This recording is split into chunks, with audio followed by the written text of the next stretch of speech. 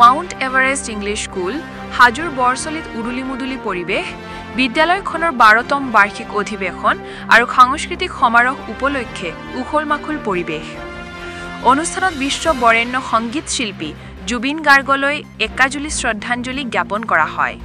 দিনজোৰা কাৰ্যসূচীৰে অনুষ্ঠিত হোৱা 12তম বাৰ্ষিক অধিৱেশনৰ লগত সংগতি ৰাখি মাউণ্ট এভাৰেষ্ট ইংলিছ স্কুল বৰচলিৰ পুৱা পতাকা উত্তোলন, পৰিৱেশ নিকাকৰণ, বৃক্ষৰোপণ কাৰ্যসূচীৰ পিছতে ছাত্ৰ-ছাত্ৰী অভিভাৱকসকলৰ উপস্থিতিত অনুষ্ঠিত হয় সাংস্কৃতিক অনুষ্ঠান, লগতে বঁটা বিতৰণী।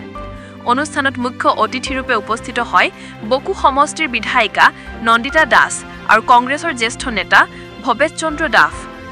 2007 চনতে বৃহত্তৰ বৰচলিৰ 2 নং ভেলকৰৰ CBSEৰ অধীনস্থ ছাত্ৰ-ছাত্ৰীক শৈক্ষিক ক্ষেত্ৰত আগুৱাই নিয়াৰ উদ্দেশ্যেৰে স্থাপিত হোৱা মাউণ্ট এভাৰেষ্ট ইংলিছ স্কুলৰ বাৰ্ষিক অধিৱেশনখন অনুষ্ঠিত হয়। ইফালে এই অনুষ্ঠানতে উপস্থিত হৈ বকু সমষ্টিৰ বিধায়িকা নন্দিতা দাসে ছাত্ৰ-ছাত্ৰীৰ শৈক্ষিক ক্ষেত্ৰৰ লগতে বিদ্যালয়খনৰ কেইটামান গুৰুত্বপূৰ্ণ মন্তব্য আগবঢ়ালে। হাজোৰ পৰা কমলাকান্ত দাসৰ report, Batadrava live. Mount Everest English school বৰচলাত যিটো স্কুল আছে, মই ইয়াত আজি আহিছিলোঁ। তেওঁলোকৰ বাৰ্ষিক অধিৱেশন আছিলে। বাৰ্ষিক অধিৱেশনত উপস্থিত হ'বলৈ পাই মই নথৈ আনন্দিত। আৰু মই দেখিছোঁ যে স্কুলখনত সুন্দৰ পৰিৱেশ আছে আৰু বহুত ল'ৰা ছোৱালী আছে, বাহিৰৰ পৰা আহি ইয়াতে পঢ়া শুনা কৰি আছে আৰু ইয়াতে হোষ্টেলৰ ব্যৱস্থাও আছে। মই ভাবোঁ খুব ভাল কথা হৈছিল, এখন পিছপৰা অঞ্চলৰ শিক্ষা দীক্ষাৰ ক্ষেত্ৰত সমাজখন আগবঢ়াই নিবলৈ হ'লে এনেকুৱা স্কুলৰ প্ৰয়োজন আছে। মই ভাবোঁ ইয়াতে ৰাইজৰ যথেষ্ট সহযোগিতা লাগিব আৰু যিখিনি দেখিছোঁ ইয়াতে ভালে আছে। মই ভাবোঁ যে এটা এই ল'ৰা ছোৱালী ভাল ডিগ্ৰী লৈ ওলাব। তাত মই শুনি ভাল পালোঁ যে ইয়াতে কেইদিনমান পিছত এখন হায়াৰ ছেকেণ্ডেৰী হ'বলৈ গৈ আছে। নিশ্চয় হায়াৰ ছেকেণ্ডেৰী হ'লে আৰু ভাল হ'ব। মই আজি ইয়াতে উপস্থিত হোৱা অসমীয়া ছাত্ৰ ছাত্ৰীৰ উজ্জ্বল ভৱিষ্যত কামনা কৰিছোঁ। আৰু এই অঞ্চলৰ ৰাইজৰ ভাল অনুষ্ঠান পাইছে, তেওঁলোকে মই ভাবোঁ ইয়াৰ ব্যৱহাৰটো হ'ব লাগে। মাউণ্ট এভাৰেষ্ট স্কুলৰ মেনেজিং ডাইৰেক্টৰ হ'বলৈ মই আপোনালোকক ধন্যবাদ জনাইছোঁ।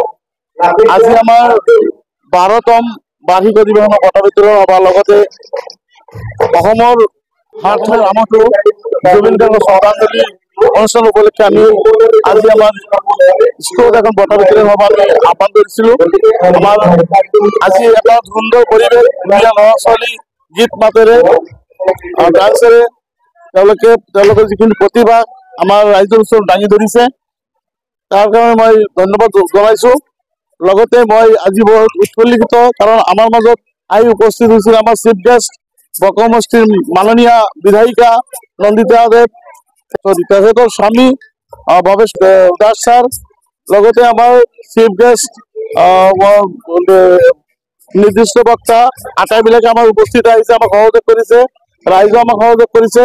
তাৰ কাৰণে আমি ৰাইজক ধন্যবাদ যাচিছোঁ।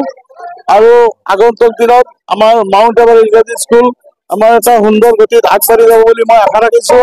আৰু প্ৰত্যেক বছৰে আমাৰ পৰীক্ষাৰ ফলাফল ভালেই হৈ আছে। আমি 100% ইয়াৰ পৰা ল'ৰা ছোৱালী উত্তীৰ্ণ কৰাব পাৰিছোঁ। এইবুলিও আমাৰ 20জন ছাত্ৰ ছাত্ৰী আমাৰ অৱতীৰ্ণ হ'ব মেট্ৰিক 26ৰ মেট্ৰিক পৰীক্ষাত। এইবুলিও আমাৰ ফলাফল উন্নত মানৰ হ'ব বুলি মই আশা ৰাখিছোঁ।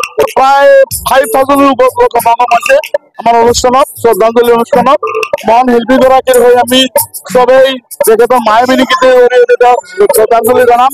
সন্ধিয়াৰ পিছতেই 5:30 বজাত আমাৰ শ্ৰদ্ধাঞ্জলি অনুষ্ঠান। এতিয়া আমাৰ বিদ্যালয়ৰ বঁটা বিতৰণ আমাৰ চলি আছে, নাচ গান এইবিলাক চলি আছে। কিন্তু সন্ধিয়াৰ পিছতেই আমি তেখেতক আমাৰ ইয়াৰ আমঠু অসমীয়াৰ হাৰ্থক জুবিন গাৰ্গক আমি শ্ৰদ্ধাঞ্জলি